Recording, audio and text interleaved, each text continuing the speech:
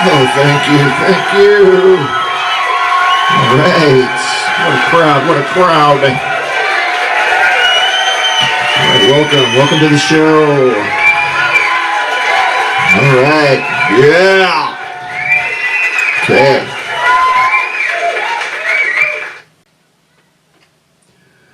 So about a year ago, I tried to take this stand-up comedy class in Seattle.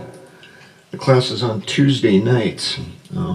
I had to drop out after the first couple of times because the time constraints related to my full-time job, I failed to anticipate those. So, plus the fact that it was a 1-hour drive up there from Tacoma, and of course an hour back. So after that, I said to myself, fat chance I'll ever get to finish this class or do this class.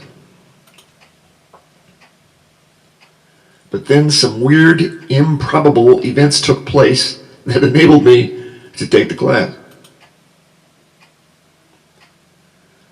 So we're talking 10 September 2019, about 7:30 a.m. I park my truck in the Seattle VA hospital lot, and I'm walking into work. Okay, fine. But first I'm going to drop something into a nearby trash can that I see off to my right.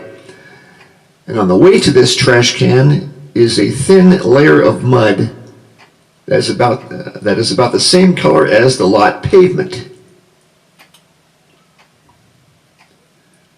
I step onto the mud, my foot slips, and a split second I fall hard onto the pavement.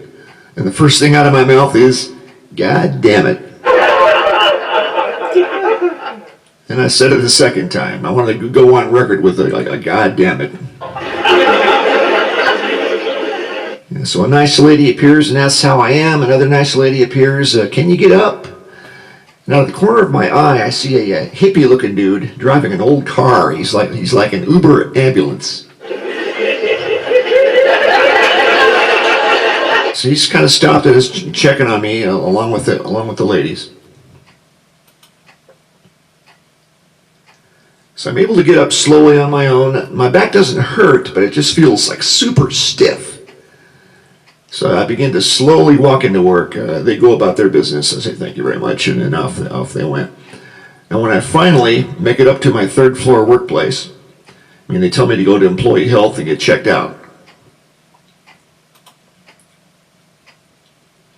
And the doctor sees me, asks some questions, pokes around, sends me to x-ray, and it shows that I might have a hairline fracture in my lower back, and we want to get a CT scan to make sure. So I finally get the CT scan. Doctor comes in.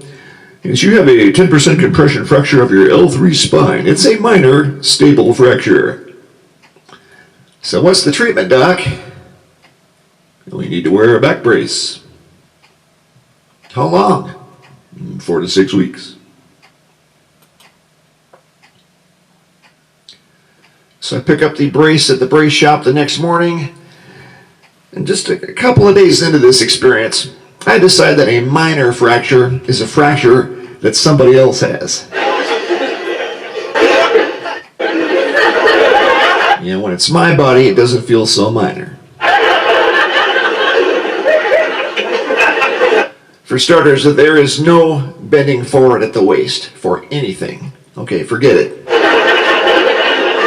Even with the brace on, it's just pain and muscle spasm, all right? So I was on Amazon immediately ordering a grabbing tool that would help me pick things up off the floor. And I've been using this grabbing tool a lot. Secondly, it suddenly seemed like my toilet seat was way, way too far down. It was like the seat was located in the crawl space under the house. I was on Amazon again, ordering a raised toilet seat. Next day shipping, I'll pay the extra postage, I don't care.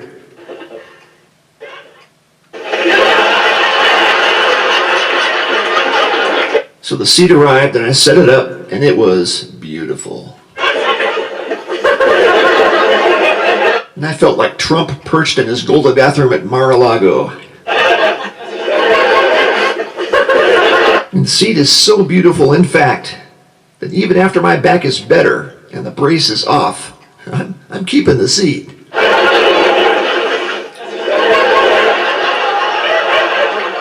Now we have 3 toilets in the house. I'm going to order 2 more raised seats. I'm going to give raised toilet seats as gifts to my friends.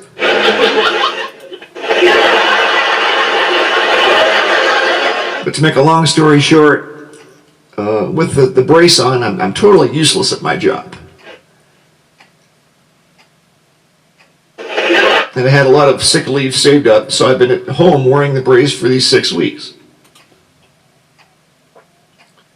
And I just happened to be at the Comedy Club's website looking at its event calendar, and I noticed that the current comedy class just happens to take place during my 6 weeks off.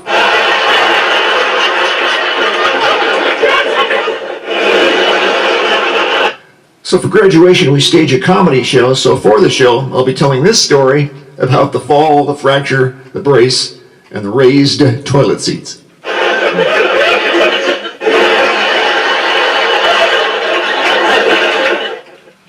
Okay, now let's compare these beautiful 1-ounce silver coins with the stunning gilded versions of those coins. And gilding is just a thin layer of gold that's placed over the coin, which slightly increases its value in terms of just the slight amount of added gold. That's the gilding that we refer to. Okay, so first we have the amazing U.S. Liberty coin.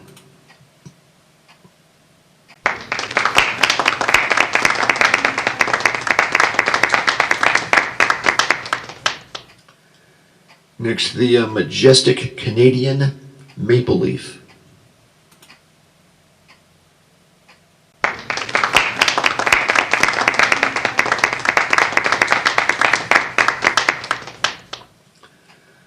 Next, the awesome China Panda coin.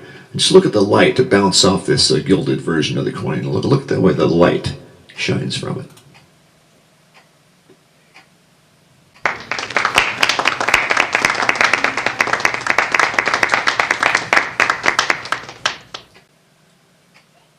Then we have the dazzling Austrian Philharmonic coin.